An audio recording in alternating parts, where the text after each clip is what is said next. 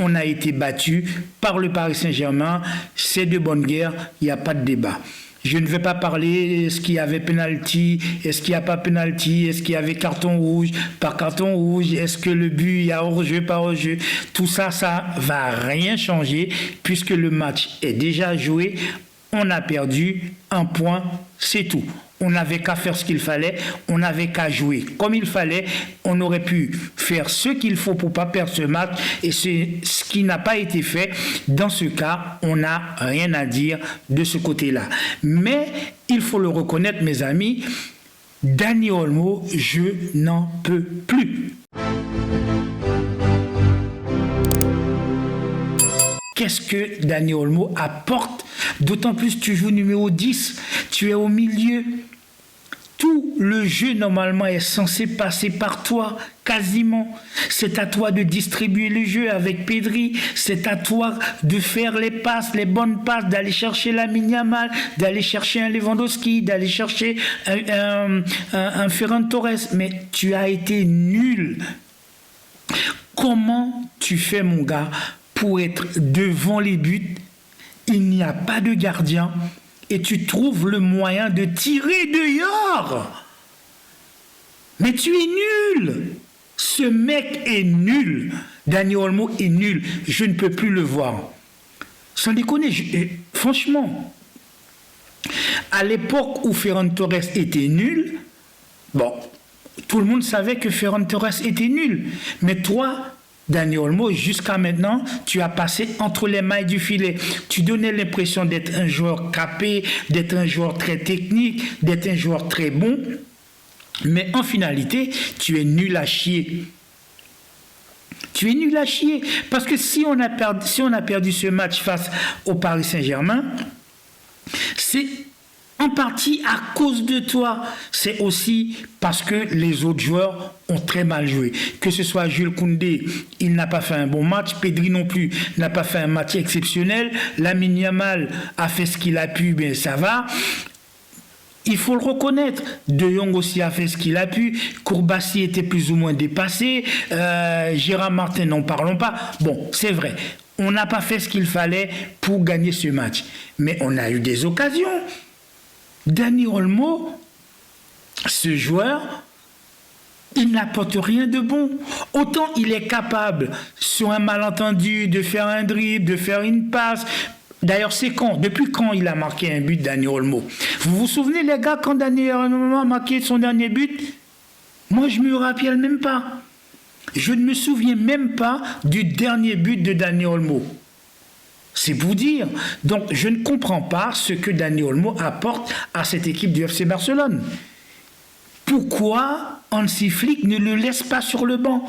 Tu vas me dire, oui, Fermin Lopez est blessé, Bernal est rentré, il n'a pas fait grand-chose, etc. Mais je ne sais pas, moi. Est-ce qu'on ne peut pas aller chercher un autre milieu? Parce que Dani Olmo, je suis désolé, il est nul. Il faut le reconnaître. Il est nul. Le problème, c'est que Gavi aussi est blessé. Les personnes qui pouvaient jouer au milieu de terrain sont blessées. Du coup, on s'est retrouvé à mettre un Dani Olmo. De la même manière que sur le côté gauche, eh bien, Gérard Martin, j'ai trouvé qu'il a... Même s'il commence à faire pas mal de choses, mais on voit bien quand même c'est un joueur assez lent. Il était trop lent pour les joueurs du Paris Saint-Germain. Il s'est fait manger par Hakimi, il s'est fait manger par les autres joueurs, à chaque fois. Et même quand Baldé est rentré, c'était difficile. Baldé, bon, il revient de blessure, il faut laisser le temps à Baldé de revenir à son meilleur niveau, mais quand même. Mais Dani Olmo, au milieu de terrain, c'est comme si on jouait à 10. C'est comme si on jouait à 10. C'est comme si que pendant tout le match, il nous manquait un joueur au milieu de terrain, alors que Dani Olmo était là. Il n'a rien fait. Il n'a rien fait. Mais comment tu peux être aussi nul, Dani Olmo? Tu es nul. C'est incroyable d'être aussi nul. C'est incroyable, mec. Tu es quand même, je sais pas quoi, tu es au FC Barcelone, gars. Tu n'es pas dans un club, je sais pas moi, de bananier. Tu es dans un club de sport, de foot, où normalement on sait jouer au ballon. Tout le monde sait que l'ADN du FC Barcelone, c'est faire tourner le ballon, c'est de jouer au ballon, c'est de pratiquer le beau jeu. Mais là, mon gars, je ne comprends pas. C'est vrai que j'aime bien Hansi Flick parce que jusqu'à maintenant, il a toujours fait des choses très bien, ses changements ont toujours été bons. Mais là, non. Dani Olmo ne peut pas continuer à être titularisé comme ça au milieu de terrain alors que le mec, les 3 derniers matchs de Dani Olmo ont été catastrophiques. Il n'y a que l'avant-dernier match qu'il a joué où il était passablement bon. Mais sinon, les 2 matchs précédents, il était nul. Il était nul et nul. Voilà, j'ai fait tomber mon décor à cause de toi, Dani Olmo. Mais franchement, c'est vrai qu'il était nul. C'est vrai qu'on n'a personne d'autre pour mettre, mais quand même, ça m'énerve de voir un gars comme Dani Olmo, il est là au milieu de terrain, à marcher, à tourner. Putain, tu n'es pas Messi, mec. Tu t'appelles pas Messi. Tu n'es pas Iniesta. Donc, en fait, tu es là, c'est comme si tu n'étais pas là. Monsieur Fantôme, voilà. C'est ça, c'est le mot. Monsieur Fantôme. Dani Olmo, c'est Monsieur Fantôme. Il est là, il n'est pas là. Il est là, il n'est pas là. Maintenant, on se fait ridiculiser par Paris Saint-Germain. Les supporters du Paris Saint-Germain se sont foutus de notre gueule à cause de toi. À cause de toi, Dani Olmo, on se fait humilier. Bon, le match, on ne l'a pas perdu 5-0, on ne l'a pas perdu 4-0, on l'a perdu 2-1. Mais ça suffit pour les supporters du Paris Saint-Germain de se foutre de notre gueule. Tu le vois bien. Ils nous détestent. Les Parisiens nous détestent. Donc forcément, si Dani Olmo, tu fais du caca comme ça sur le terrain, tu fais de la daube, forcément, eh bien, on se fait embêter par les Parisiens. Et ils ont raison. Ils ont raison de se foutre de notre gueule. Ils ont raison de se foutre de notre gueule. Mais toi, Dani Olmo, s'il te plaît, mec, un peu de dignité, mec. T'es un joueur de foot, un peu de dignité. Un peu de dignité.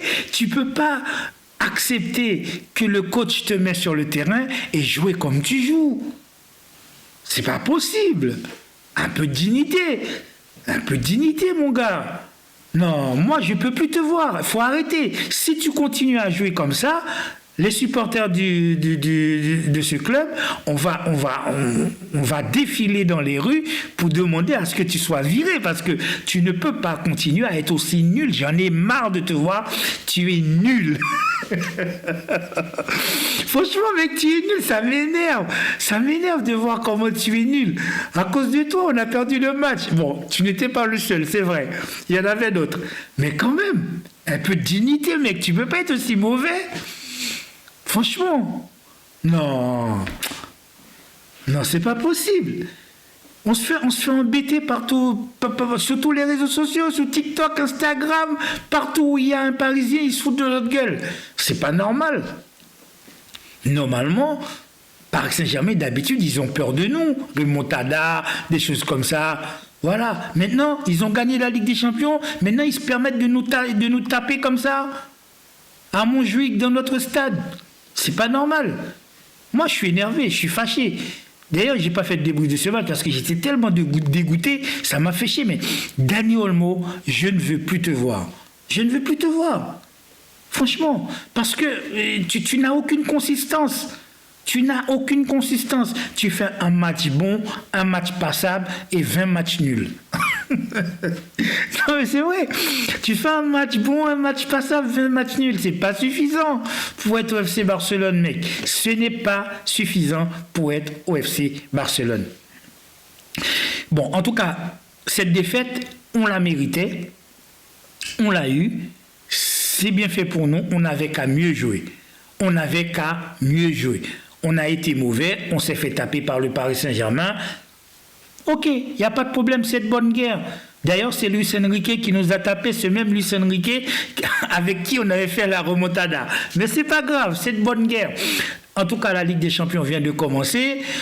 Ce n'est que le deuxième match qu'on a perdu. Je rappelle, l'année dernière, Paris Saint-Germain ne savait même pas qu'ils allaient passer au barrage et ils ont fini par gagner la Ligue des Champions. Bon.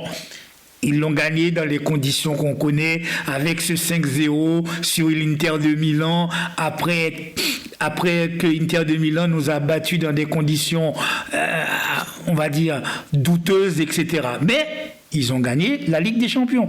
Donc cette année, c'est à nous de faire en sorte de ne pas se faire avoir. Et là, ça commence mal, mes amis. Ça commence très mal. Ça commence très mal. J'espère de tout cœur que cette équipe du FC Barcelone va se reprendre, va se mettre en ordre de marche et surtout, Dani Olmo, s'il te plaît, mec, un peu de dignité. Voilà mes amis, c'est tout pour aujourd'hui. N'oubliez pas de liker, de commenter. Je vous souhaite de passer une agréable journée. Je vous dis à très bientôt sur le Carré Foot. Ciao.